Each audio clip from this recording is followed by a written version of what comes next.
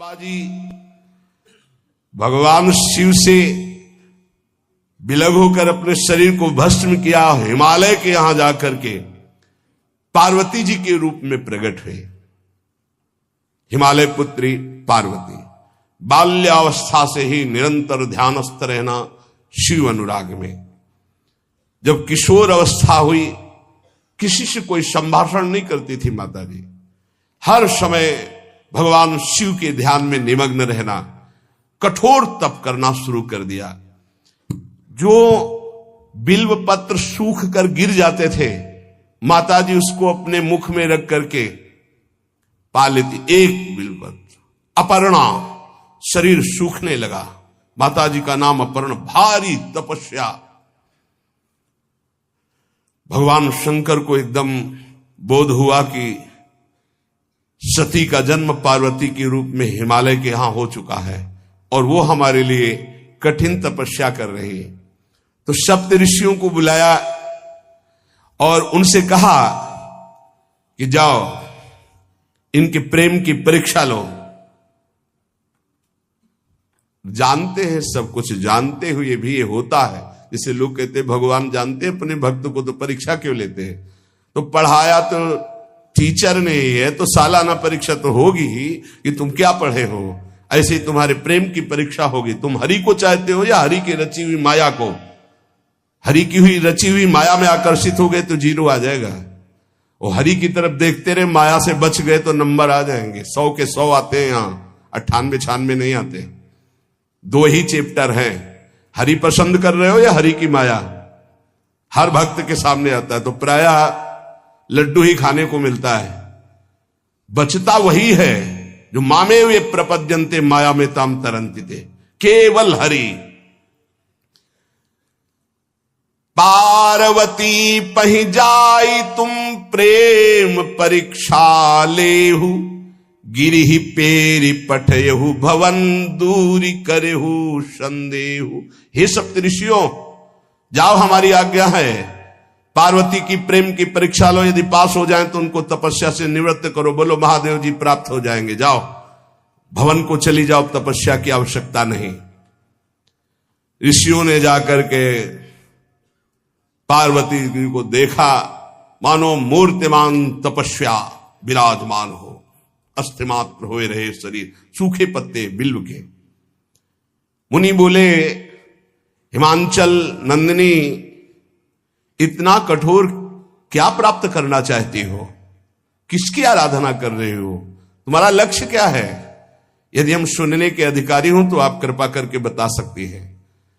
पार्वती जी ने कहा, मन बड़ा सकुचाता है आपसे बताने में। आप लोग कहीं मेरी हंसी ना उड़ा दें जो मेरा लक्ष्य है। मैंने भी बहुत सिखाने की कोशिश की, लेकिन मेरा मन नहीं मान रहा, हठ पकड़ लिया है।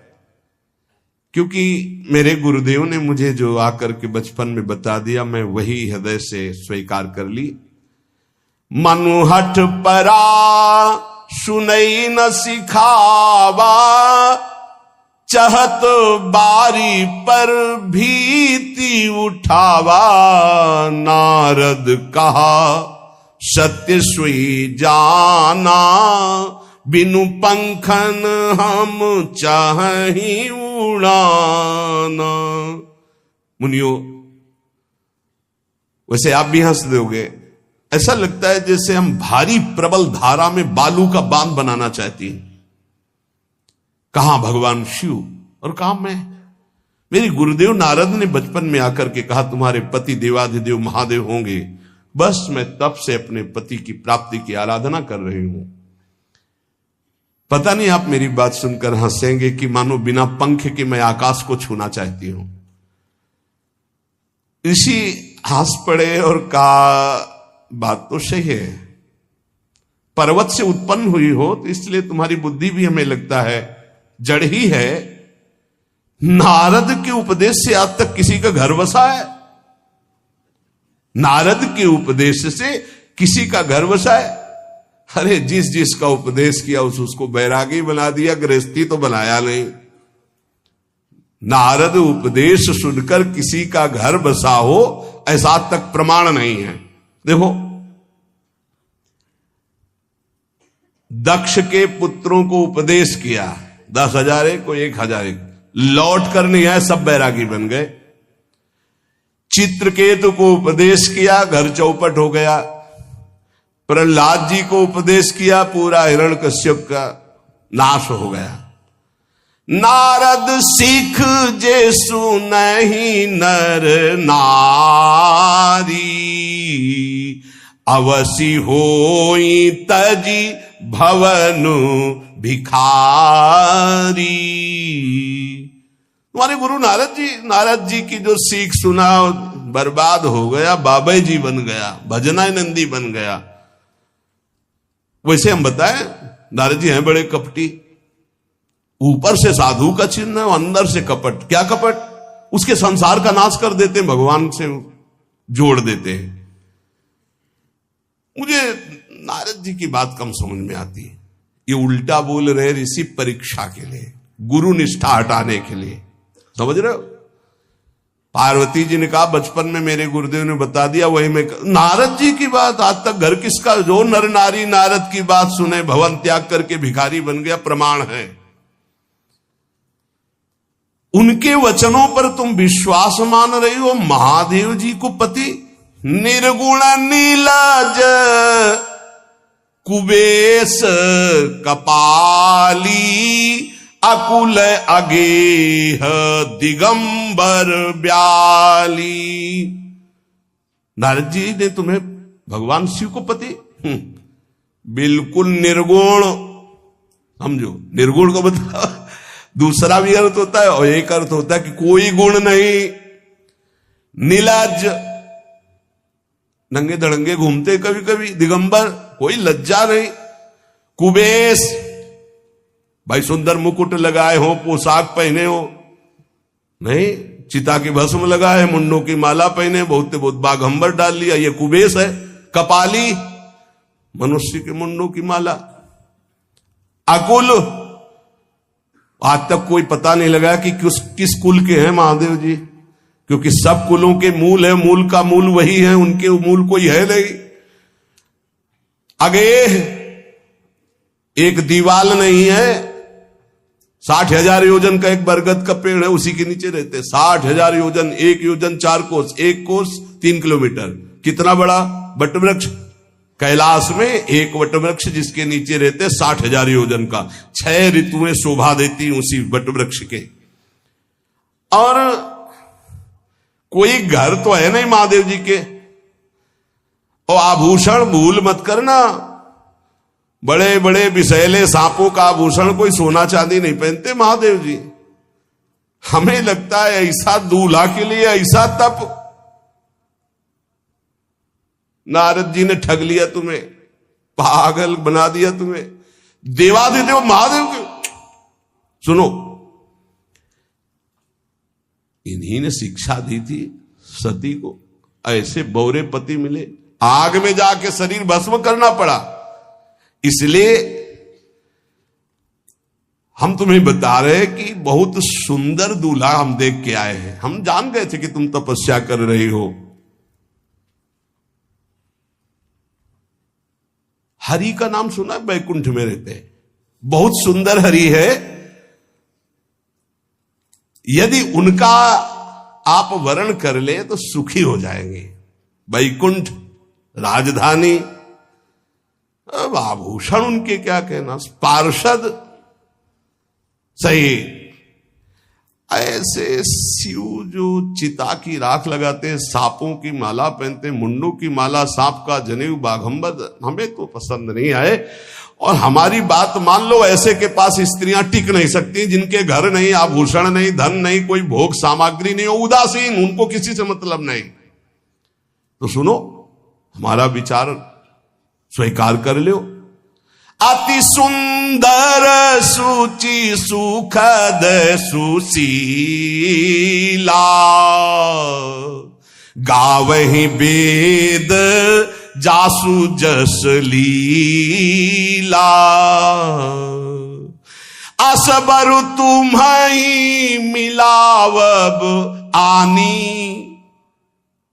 बहुत सुंदर त्रिभुवनपति, बड़े सुशील, गुणवान, जिनका यश वेद गाते गाते अघाते नहीं है, कोई दोष नहीं, सद्गुणों के समुद्र, लक्ष्मीपति वैकुंठाधिपति, तुम्हें कुछ नहीं करना।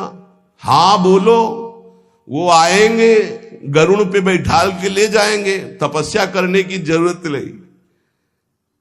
पार्वती जी बहुत हंसी, सुनति विहस्य कहा वचन भगवान। अच्छा अच्छा अच्छा, आपने ठीक कहा कि पर्वत से हमारा प्रादुर्भाव हुआ है, इसलिए आपको यह भी पता होगा कि पर्वत बहुत हठीला होता है, जहां डटा है वहीं डटा रह सकता है। सुनो, पर्वत से सोना भी उत्पन्न होता है, जो आग में जलाने पर भी अपना तेज बढ़ाता है, घटाता नहीं। तुम मेरे गुरुदेव के प्रति ऐसा बोले कि वो जिसको उपदेश करते हुए उसका घर उजड़ जाता है, तो बसौ भवन उजरो नहीं डरो, पर नारद बचन न मैं परिहरऊं। अपने गुरुदेव के एक भी शब्द को मैं नहीं काट सकती, चाहे मेरा जीवन रहे या ना रहे। बसन हमारा और हमारा भवन, हमारा श्रृंगार, हमारा सर्वस्व, ये मिले या ना मिले, पर हमारे महादेव जी मुझे मिले।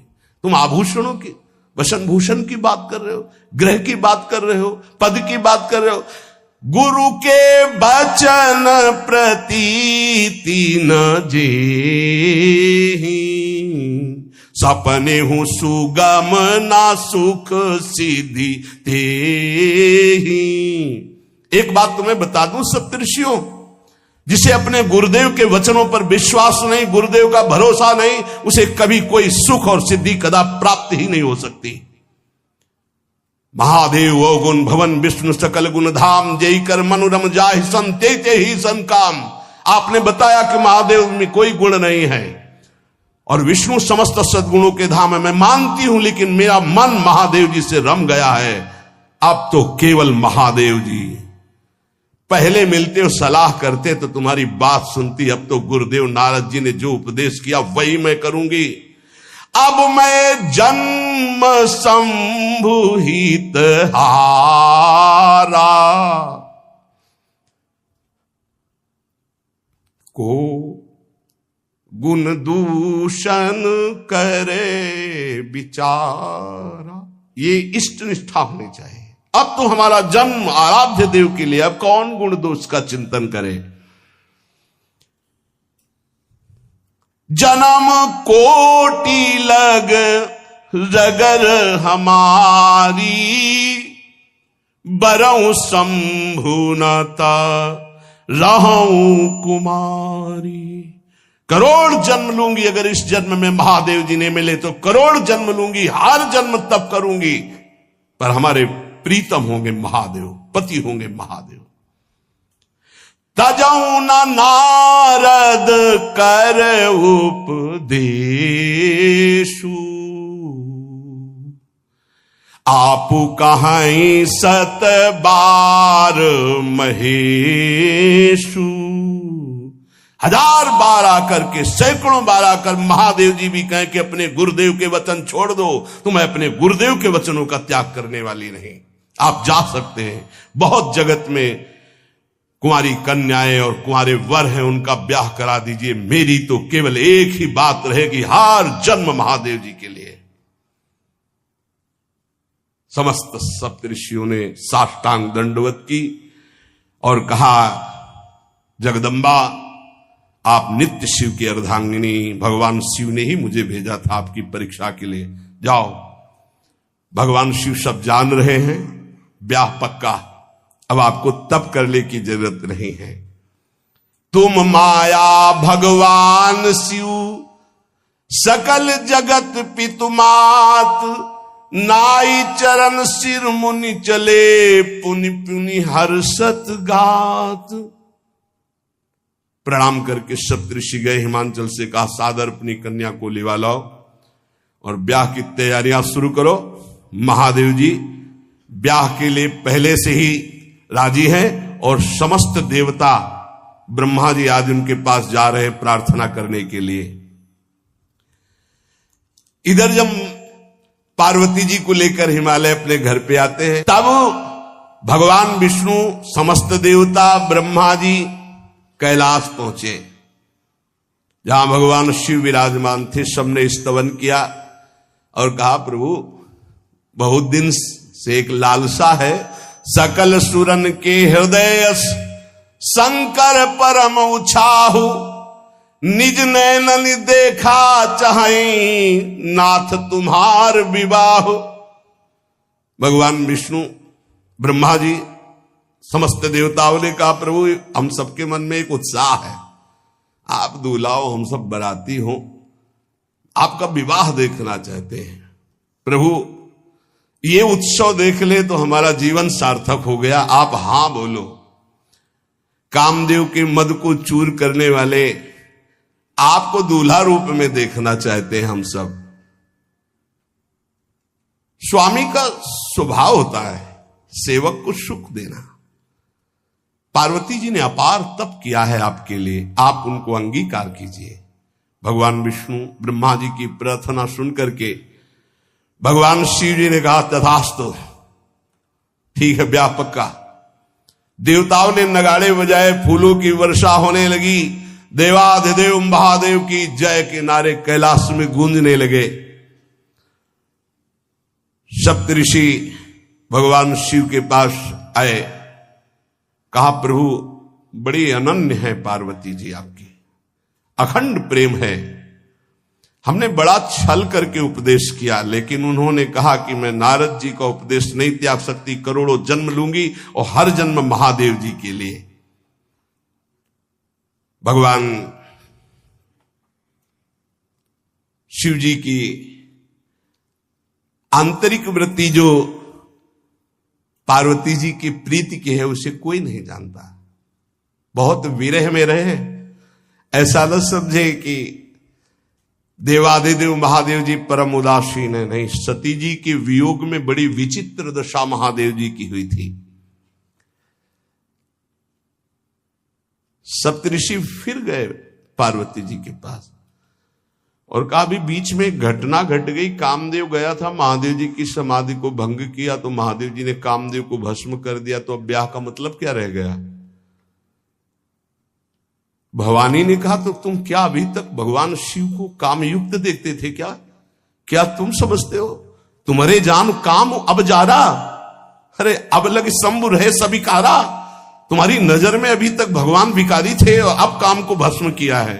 अरे हमने भगवान शिव की आराधना की, हमरे जानी सदा शिव जोगी, अज अनवद्य अकामो अभोगी। मैंने तो शिव को सदा ही योग संपन्न ब्रह्मबोध देखा है। वचन और कर्म से, मन से मैंने यदि भगवान शिव को अपना स्वामी माना है, योगी, अजन्मा, अनिंद्य, काम रहित, भोगहीन, तो निश्चित मुझे प्राप्त होंगे। भगवान शिव के पास फिर सप्तऋषि गए, बोले, प्रभु गजब की निष्ठा है, केवल आपके प्रति प्रेम है। ब्रह्मा जी ने लगन रची, सप्तऋषियों को बुलाया और कहा, ब्याह दोनों तरफ, ये लड़की पक्ष की लगन, ये वर पक्ष की लगन।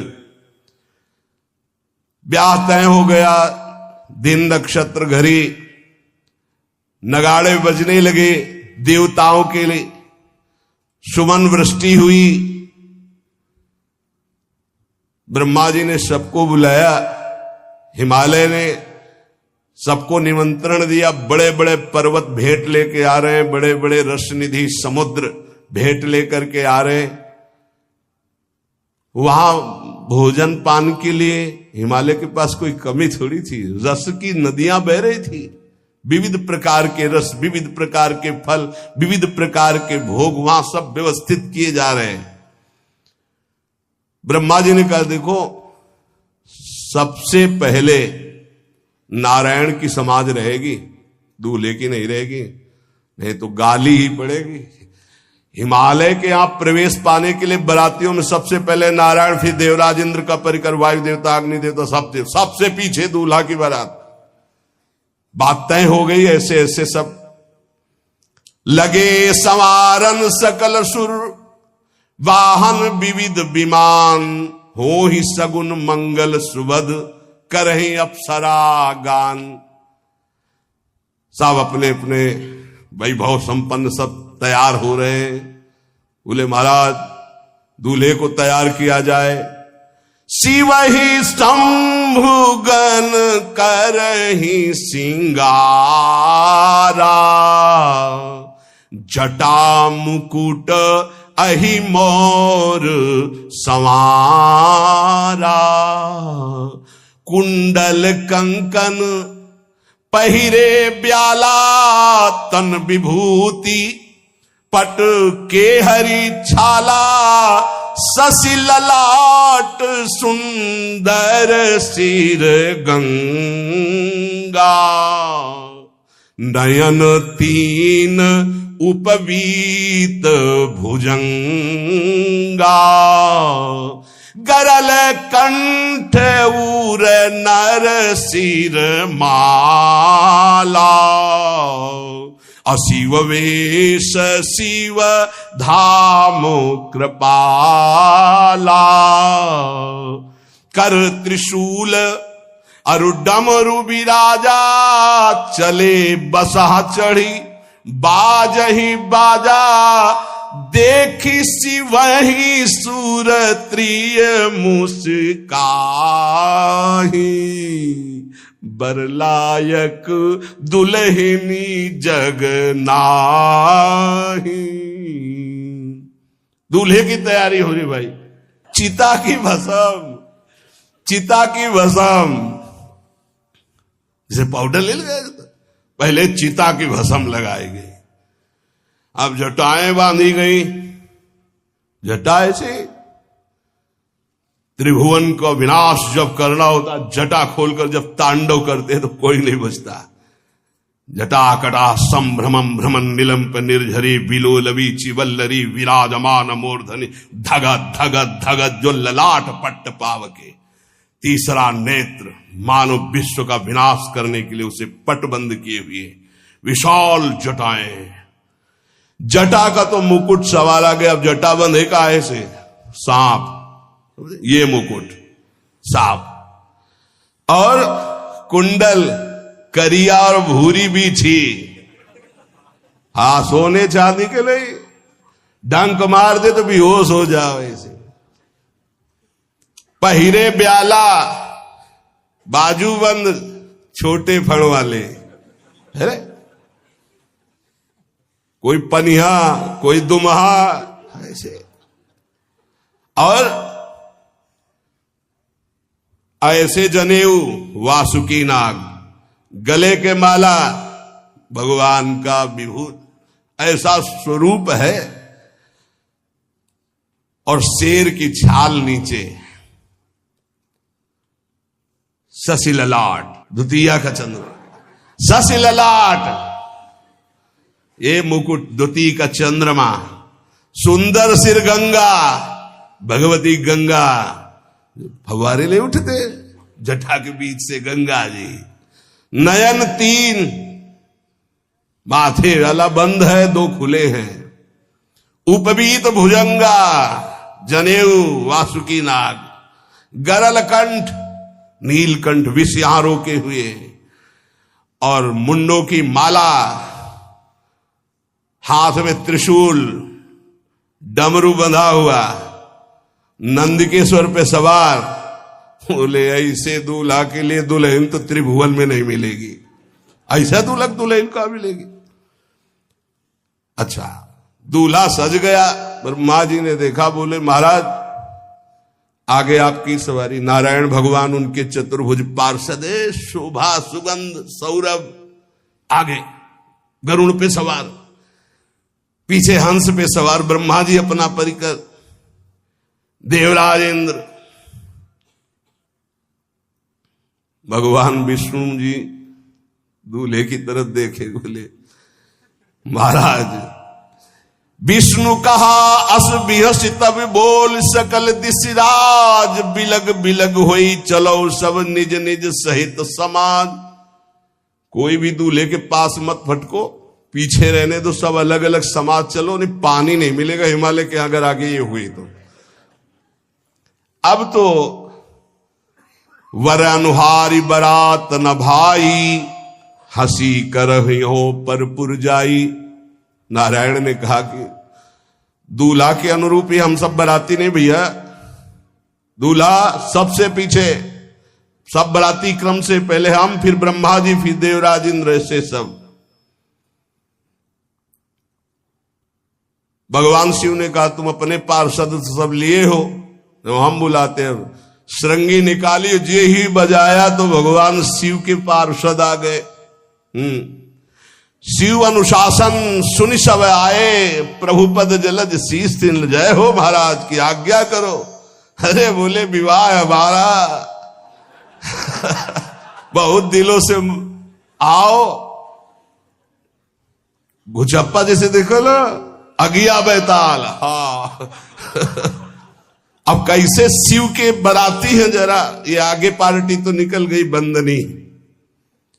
ये जो भगवान शिव ने बुलाया बरातियों को, अपने साथियों को मुखहीन विपुल मुख काहू, बिनु पद कर को बहुपद बाहू, विपुल नयन को नयन विहीना, रिष्ट पुष्ट को अति तन खीना। किसी के एक को मुख नहीं, केवल मांसई का पिंड है, और किसी के पूरे शरीर में मुख ही मुख है। किसी के एक भी हाथ पैर नहीं है, लुढ़कता चल रहा है, और किसी के बहुत से हाथ पैर हैं। किसी के नेत्र नहीं है, किसी के बहुत नेत्र हैं, बड़ा विचित्र। किसी के हड्डी हड्डी है तो कोई बहुत मोटा है, कोई बहुत पतला है। तनखीन को अति पीन, पावन को अपावन, गति धरे भूषण कराल, कपाल कर सब सद्य सोनित तन भरे। खरस्वान सुअर सुकाल, मुख गन भेष अगणित को गने, बहुजिनस प्रेत पिशाच जोगी, जमात वर्णत नहीं बने। पिशाचिनी खून लपेटे नाच रहे, भगवान शिव का विवाह। और भूत और किसी के सुअर के मुंह, किसी के कुत्ता के मुंह, किसी के गधा के मुंह, बड़ा विचित्र भेष भगवान के शिव के पास। नाचहि गावे गीत, कौन अप्सरा गंधर्व नहीं, परम तरंगी भूत हो, ऐसे बच रहा है। ये गान हो रहा, हड्डी हड्डी है भूत की, भगवान शिव के सामने नाच रहा है, गा रहा। कैसा शोभा होगी, खून लपेटे पिशाचिनी, अगिया बैताल, रोड लाइट, अगिया बैताल, भगवान शिव की बारात। भूत प्रेत बड़े मौजियल, स्वामी का विवाह हो रहा है, खूब छिड़क कर नाच रहे, देख ले तो मूर्छा आ जाए। अब बनी है बारात, तो जस दूल्हा तस बनी बराता। बाजा कौन बाज रहे हैं? कोई गाल बजा रहा है, कोई मुंह बजा रहा है, वो बैंड थोड़ी बज रहे, कोई चीख रहा है। तो जैसे अलग अलग नहीं, तुरही बज रही, ये बज, वहां कोई बाजे नहीं, सब भूत है, भूत प्रेत पिशाचिनी, ऐसे स्वर निकल रहे हैं। अब भगवान शिव चले नंदिके पर सवार होकर, जस दूल्हा तस बनी बराता। हिमालय बड़े उत्सव में है, देवाधिदेव महादेव जी की महिमा हिमालय की पत्नी से नारद जी ने सब सुना रखी है। अब तो जितने भी सुंदर सुंदर सब पदार्थ, सब व्यवस्थाएं, सब किए, हाथ जोड़े खड़े हैं। जगदम्बा जहां विराजमान है, वहां सिद्धियों की कौन सी कमी है। ये हुआ कि जय हो बारात पधार रही है, सामवेद का गान करते हुए गरुड़ पर विराजमान भगवान नारायण। सब हिमालय वासी ओहो धन्य है, धन्य, यही दूल्हा है, बाराती है। तो दूल्हा तो भी बहुत सुंदर हो गए, सब देख के लुभायमान हो गए, नारायण परिकर सब। पीछे देखा हंस पर सवार भगवान ब्रह्मा जी, चतुर्मुख, वेद सब। दूल्हा पीछे, गांव के नगर के लोग है ना, ये दूल्हा नहीं, सयाने लोग कहते हैं दूल्हा। दूल्हा तो ये तो ब्रह्मा जी है, देवराज इंद्र, ये दूल्हा नहीं नहीं नहीं, ये दूल्हा नहीं, ये दूल्हे की बाराती है। वो गजब, इतने सुंदर दूल्हे के बाराती, तो दूल्हा तो फिर बहुत हृदय में आनंद है, उत्साह है। नगर की बालक बालिकाओं नौबधुओं को ऐसे देख रहे, दूल्हा कौन है ऊपर से चले। जब सब निकल गए तो बहुत हृदय में आनंद था कि अब दूल्हा के दर्शन होंगे। जोई दूल्हा की पार्टी आई, शिव समाज जब देखन लागे, भीतरी चले बाहन सब, जितने अगवाली कर ले आए थे धोती संभाल के जान बचा के भागे। जो बड़े बूढ़े थे, जो महिमा सुने थे, वो धरि धीरज ताहा रहे सयाने, बड़ी हिम्मत करके रुके कि शिव हैं। लेकिन जो नौजवान बालिकाएं, बूढ़ी नौबहुएं, ये को वहां मंगलाचार में नहीं टिकी, सब अगवानी भाग पड़े। धीरज धर करके बालक घर में पहुंचते, जवान पहुंचते, बहुएं, क्या बात है, तुम लोग भयभीत क्यों हो गए, कोई घटना घटी क्या ब्याह में? कहीं काह कही जाई न बाता, ये जमकर धार की धो बरियाता। बारात है, यमराज की पूरी सेना आ गई है। भैया दूल्हा देखा कैसा, बोले बरु बौराह बसह असवारा, ब्याल कपाल विभूषण छारा। देखा है दूल्हा, बरु बौराह, बावरा है। क्यों? बैल पे सवार है, सांप की माला पहले, भस्म चिता की लगाए, मुंडों की माला। अरे पूछो मत, ऐसा दूल्हा। दूल्हे के शरीर तन छार ब्याल कपाल भूषण नगन जटिल भयंकरा, संगभूत प्रेत पिशाच जोगिल बिकट मुख रजनी चरा। जी के लौट के बता रहे हैं, भाग्य मनाओ, जो जियत रहा है बारात देखत, पुण्य बढ़ते ही कर सही। जिंदा लौट आए, बड़े पुण्य समझो, जो बारात देख ले और जिंदा रह जाए, बड़े भाग्य तिनके। देखी सो उमा विवाह घर घर बात सब लरिकन, सबने कहा कि अगर दूल्हा को बाराती को देख के जिंदा रह जाए तो विवाह देख पावेगा, मतलब जिंदा नहीं रहेगा। जो बड़े बुजुर्ग थे वो समझा रहे, देखो भगवान शिव हैं, ये उनकी समाज है, सबको वास दिलाया गया। अब आरती करने के लिए, सुमंगल गाने के लिए नवीन नवीन स्त्रियां पार्वती जी की माता के साथ आ रही हैं। मैना सोने की थाल है, बड़ा आनंद है दूल्हा का प्रथम दर्शन। और आरती लेके जे भी देखा दूल्हा को, यही दूल्हा है। हां, भारी रोष पैदा हुआ कि नारद जी ने बर्बाद कर दिया हमारा घर, हमारी बिटिया सूखे पत्ते खा के इसके लिए भजन करती रही।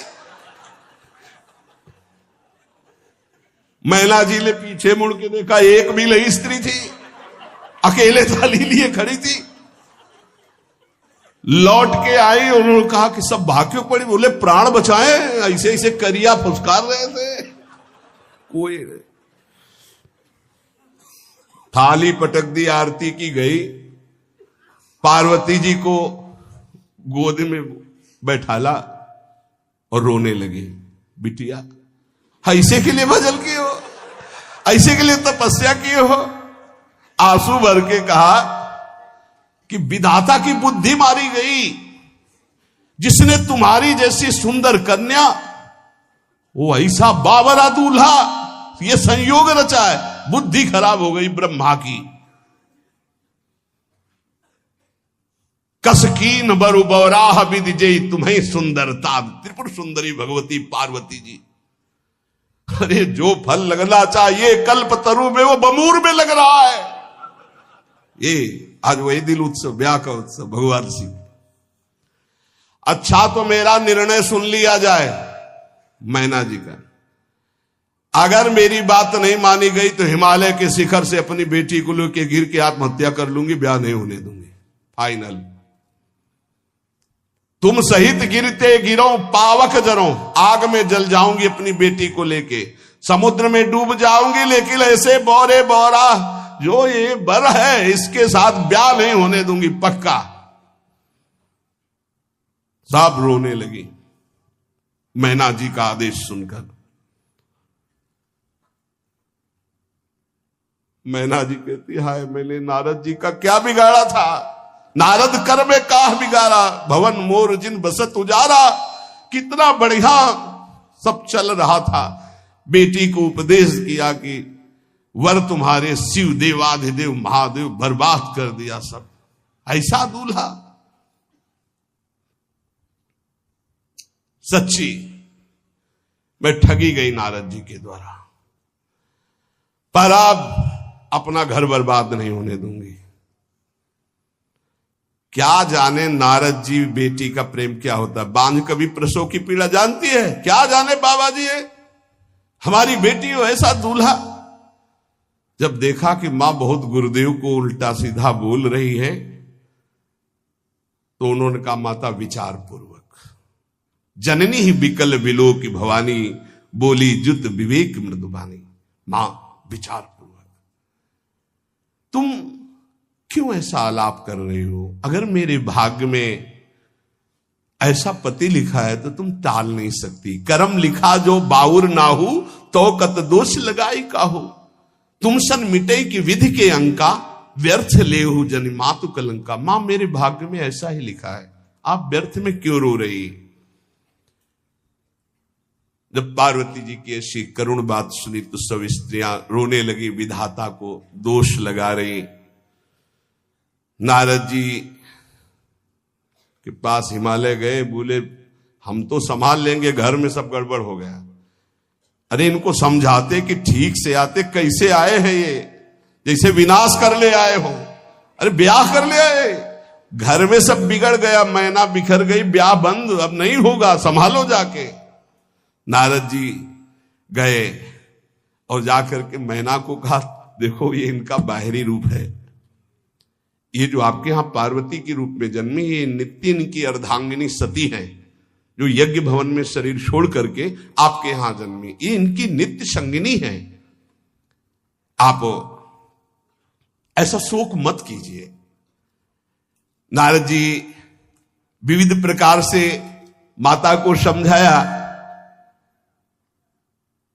इनके द्वारा एक भ्रम हो गया था तो इनको शरीर त्यागना आवश्यक हो गया। जब भगवान श्री राम सिया जी के लिए हे खग हे मृग हे मधुकर श्रेणी तुम देखी सीता मृग नैनी ऐसा पुकार रहे तो भगवान शिव ने प्रणाम किया और सती जी के मन में संशय हुआ। सती जी ने सीता वेश धारण किया। जब भगवान शिव ने जाना तो उसी समय त्याग कर दिया था कि अर्धांगिनी रूप में अब कभी स्वीकार नहीं कर, क्योंकि पूज्य माता का रूप आपने धारण किया। तो मूल बात ये थी, इसीलिए योगाग्नि में जाकर शरीर को भस्म कर दिया और आपके यहाँ पार्वती जी के रूप में जन्मी है। जब नारद जी ने बताया कि आप बिल्कुल धैर्य रखिए, भगवान शिव का वैभव आपने देखा नहीं, ये इनका बाहरी रूप है, समझाया मैना को तसल्ली के। बोले अभी दूल्हा रूप आपको दिखाते हैं, आप चुप रहिए। तब मैना के हृदय में कुछ शांति हुई। जितने गांव के नगर के सब लोग थे सबको सूचना पहुंची, डरो मत, भगवान शिव है, ये लीला कर रहे हैं। अभी नारद जी गए और बोले विवाह करना है कि नहीं करना, शंकर जी से कहा। बोले वह आए इसीलिए, बोले ये सब बंद करो आप, ये रूप से विवाह होता है, वह हमारी सारी जो बिचौलिया में पीट रहे हैं हम, उधर जाओ तो उधर, ये रूप हटाओ। बोले कौन सा रूप धारण करें, दूल्हा रूप धारण करो। भगवान शिव ने जे भी, बहुत सुंदर शिव है, कर्पूर गौरम जैसे चिदानंद, 16 वर्ष की अवस्था, हाथ में दर्पण और अद्भुत मुकुट धारण किए हुए, जटाएं ढकी हुई, गौर वर्ण, वो सुंदर रूप जो देखे सो मोहित हो जाए। ध्याये नित्यम महेशम रजति किरणिभम चारु चंद्रावतन सम। कैसा सौंदर्य रूप महादेव जी का। चलो अब जो जेवनार के लिए सब शुभ नववधुएं सब मैना जी को बुलाया। देखो दूल्हा आ रहे हैं, एक एक कदम ऐसे चल रहे, संभाल संभाल के जैसे चलना सीख रहे हो। तांडव करने वाले चरण है, पर नारद जी ने को अब नहीं। नव किशोर अवस्था, हाथ में दर्पण, वो सुंदर रूप भगवान शिव का।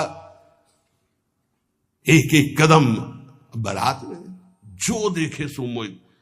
मैना ने कहा हो अहो भाग्य, ऐसे दूल्हा बोले वही हैं जो नंदी पे सवार थे। इनके स्वरूप को जानना बड़ा कठिन है।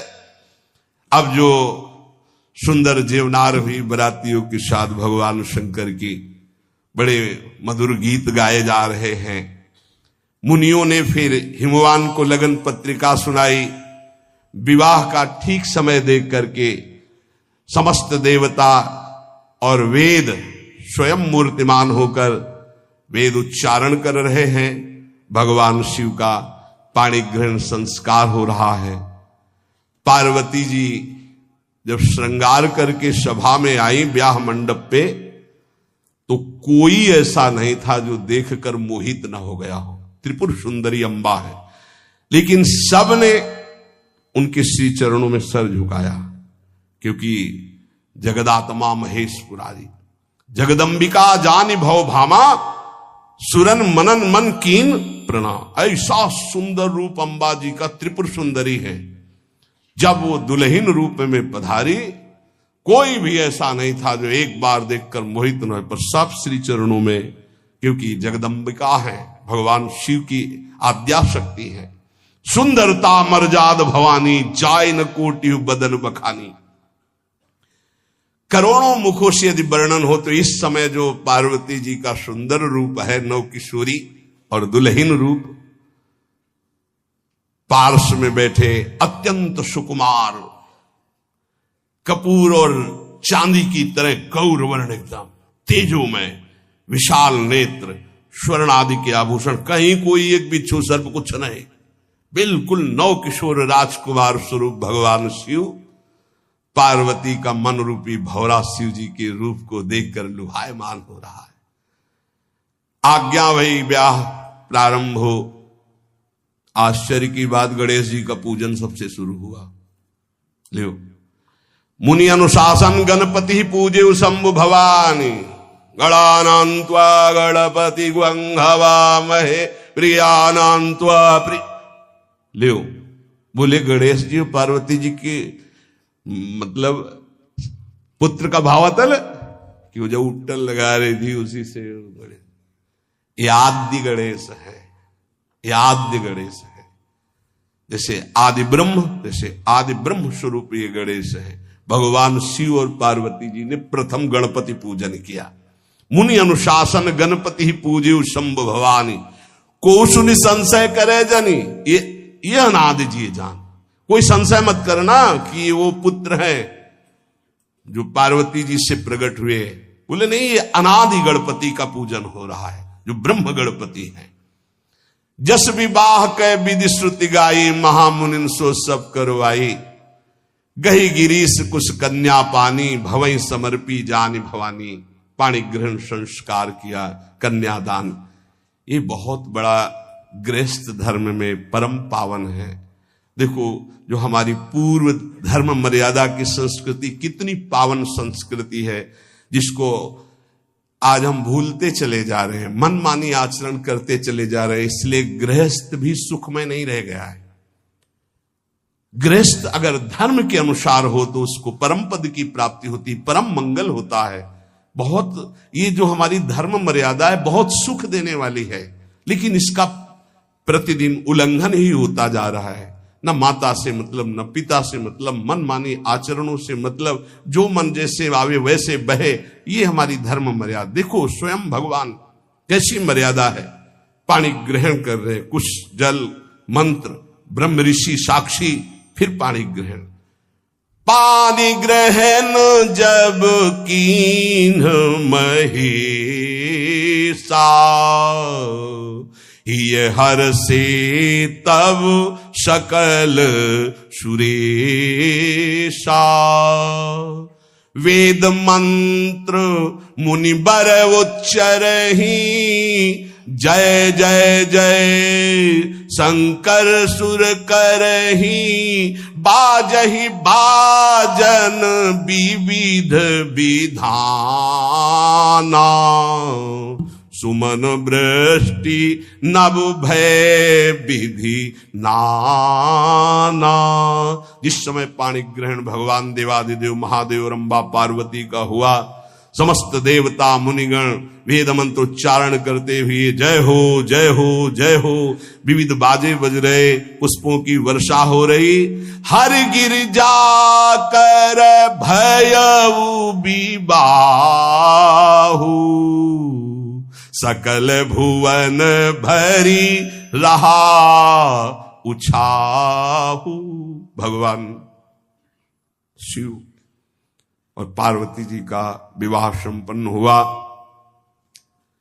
बहुत कुछ श्री चरणों में भेंट रख करके हिमांचल ने प्रार्थना की, प्रभु आप तो कृपा के समुद्र हैं, अगर मेरी पुत्री से कभी कोई गलती हो जाए तो क्षमा करना।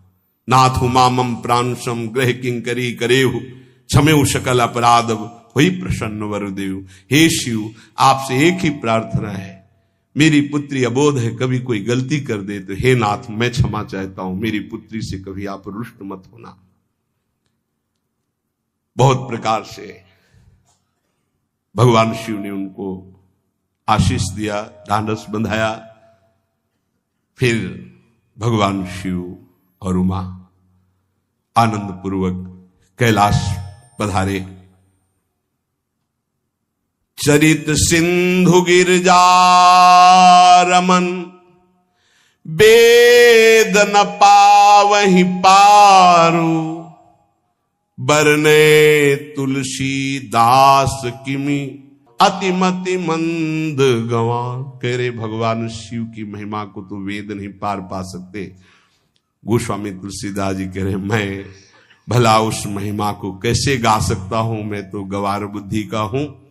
भगवान शिव और माता पार्वती जी आज भी अब भी कैलाश में विराजमान है।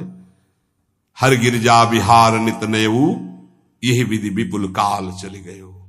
भगवान शिव और पार्वती का जो मंगल में विवाह सुनेगा, भगवान के चरणों में प्रीति, समस्त पापों का नाश होकर हृदय की निर्मलता, हरिहर में प्रीति निश्चित प्राप्त होती है। क्योंकि ये परम वैष्णवाचार, परम बोध संपन्न जगत गुरु भगवान शिव की लीला हृदय के अहंकार को मिटाती है। ये अहंकार के अधिष्ठात्र देवता है भगवान शिव, और जब तक अहंकार रहता है तो हरि के चरणों में या प्रियाजू के चरणों में प्रीति नहीं होती। सुनहु राम कर सहज स्वभाव, जन अभिमान न राखे काहू। तो भगवान शिव जिस पर कृपा करते तो अहंकार का अपहरण कर लेते और दैन्य भरी भक्ति हरि के चरणों में हो जाती है। इसीलिए भगवान श्री राम अपनी अयोध्या वासियों से हाथ जोड़कर कहा, और एक गुप्त मत सबई कहां कर जोरी, शंकर भजन बिना नर भगति न पावे मोरी। भगवान शिव और पार्वती का ब्याह संपन्न हुआ, आज भी कैलाश में नित्य विहार करते हुए विराजमान है। ऐसे उनके चरणों को प्रणाम करके अपने आराध्य देव के चरणों में प्रीति मांगते हैं। नमः पार्वती पतये हार हार हार महादेव। जय जय श्री